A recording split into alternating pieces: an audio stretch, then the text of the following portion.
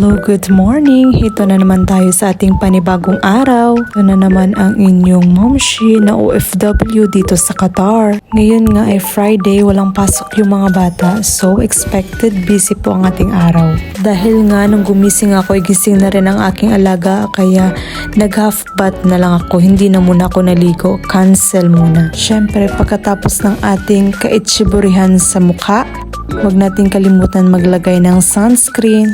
Kahit na winter ngayon, kailangan pa rin mag-sunscreen. Pagkagising natin sa umaga, always tayo magpasalamat sa Panginoon. Always remember that every morning is a blessing. If we practice positivity, positive things happen. Siyempre, bawat isa sa atin meron namang sariling mga problema, mga sariling pinagdadaanan. Despite of those trials and struggles, we have to look for the brighter side. Sa tuwing umaga pala ay nagiging routine ko na talaga ay yung uminom ng kape. Ang iniinom ko nga ay black coffee without sugar. Unang inom ko talaga nito ay parang hindi ko talaga malunok. Hanggang sana-sanay na ako sa lasa.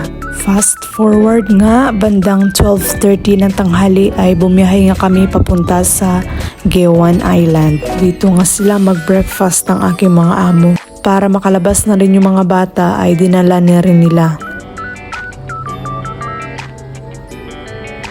Maganda nga dito sa Gewan Island, nakaka-relax sa mata yung mga tanawin. Talagang Instagrammable yung lugar. Ang ganda yung design at ang ganda ng kanilang crystal art decoration. Nakakamangha talaga. Handang 1:30 nga ay pinakain ko na rin ang aking alaga. Nagbaon lang ako ng kanyang lunch. Bumili na nga rin ako ng chicken sandwich para makasabay na ako sa aking alaga sa pagkain.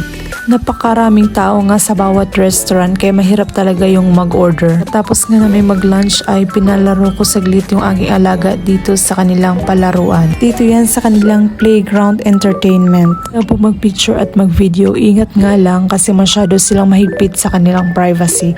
Baka tayo ay makulong. 3:30 PM na nga nung nakauwi kami ng bahay. Bandang 5:30 ay umalis nga ulit kami. Pumunta kami dito sa lola ng amo naming lalaki. Handa na nga yung klema kaya makakapaglaro na yung mga bata sa labas. Maaga nga kami umuwi kasi nga walang tao doon. Pinaglaro lang namin saglit yung mga bata and then around 8 PM ay umuwi na rin kami sa bahay. Ito yung kasiyahan naming mga OFW makapagpahinga ng maaga. Hanggang dito na lang ang ating kwentuhan. See you na naman sa aking next video.